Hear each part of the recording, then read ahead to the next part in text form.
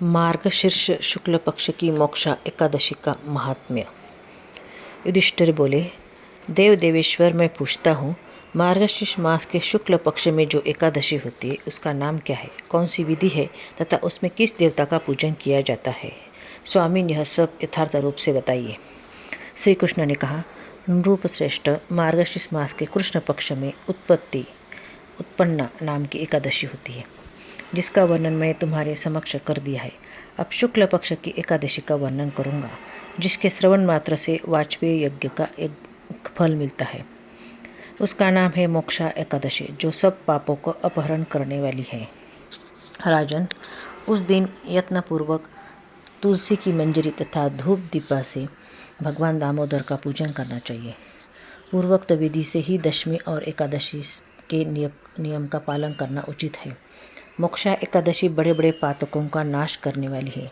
उस दिन रात्रि में मेरी प्रसन्नता के लिए नृत्य, गीत और स्तुति के द्वारा जागरण करना चाहिए। जिसके पितर पापवश नीच योनि में पड़े हो, वे इसका पुण्यदान करने से मोक्ष को प्राप्त होते हैं। इसमें तनिक भी संदेह नहीं है। पूर्व काल की बात है। वैष्णव से विभूषित परम रमणीय चंपक नगर में वायखानस नामक राजा रहते थे। वे अपनी प्रजा का पुत्र की भांति पालन करते थे। इस प्रकार राज्य करते हुए राजा ने एक दिन रात को स्वप्न में अपने पितरों को नीच योनि में पड़ा हुआ देखा। उन सबको इस अवस्था में देखकर राजा के मन में बड़ा विस्मय हुआ और प्रातःकाल ब्राह्मणों से उन्होंने उस स्वप्न का सारा हाल कह सुनाया। राजा बोले, ब्राह्मणों, मैंने अपने पितरों को नरक में गिरा देखा है। वे बारंबार रोते हुए मुझसे यो कह रहे थे कि तुम हमारे तनुज हो, इसलिए इस नरक समुद्र से हम लोगों का उद्धार करो। द्विजवरों, इस रूप में मुझे पितरों के दर्शन हुए। इससे मुझे चैन नहीं मिलता। क्या करूं, कहाँ जाऊं? मेरा हृदय रुंधा जा रहा है।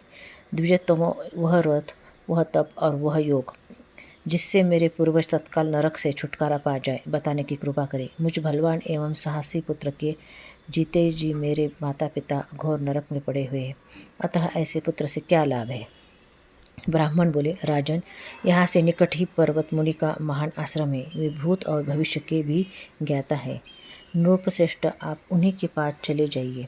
ब्राह्मणों की बात सुनकर महाराज वैखानस शीघ्र ही पर्वत मुनि के आश्रम पर गए और वहाँ उन मुनिश्रेष्ठ को देखकर उन्होंने दंडवत प्रणाम करके मुनि के चरणों को स्पर्श किया। मुनि ने भी राजा से राज्य के 7 अंगों की कुशल पूछी। राजा बोले, स्वामी, आपकी कृपा से मेरे राज्य के 7 अंग सकुशल है, किंतु मैंने स्वप्न में देखा है कि मेरे पितर नरक में पड़े हैं। अतः बताइए, किस पुण्य के प्रभाव से उनको वहाँ से छुटकारा होगा? राजा की यह बात सुनकर मुनिश्रेष्ठ पर्वत एक मुहूर्त तक ध्यानस्थ रहे। इसके बाद वे राजा से बोले, महाराज, मार्गशीर्ष मास के शुक्ल पक्ष में जो मोक्षा नाम की एकादशी होती है, तुम सब लोग उसका व्रत करो। उसका पुण्य पितरों को दे डालो। उस पुण्य के प्रभाव से उनका नरक से उद्धार हो जाएगा।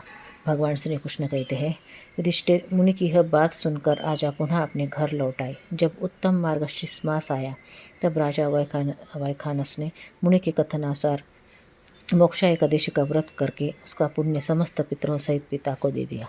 पुण्य देते ही क्षण भर में आकाश से फूलों की वर्षा होने लगी।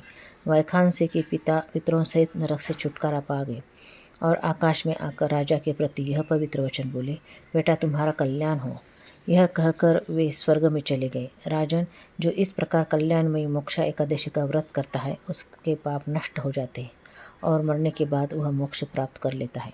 यह मोक्ष देने वाली मोक्षा एकादशी मनुष्य के लिए चिंतामणि के समान समस्त कामनाओं को पूर्ण करने वाली है। इस महात्म्य के पढ़ने और सुनने से वाजपेय यज्ञ का फल मिलता है।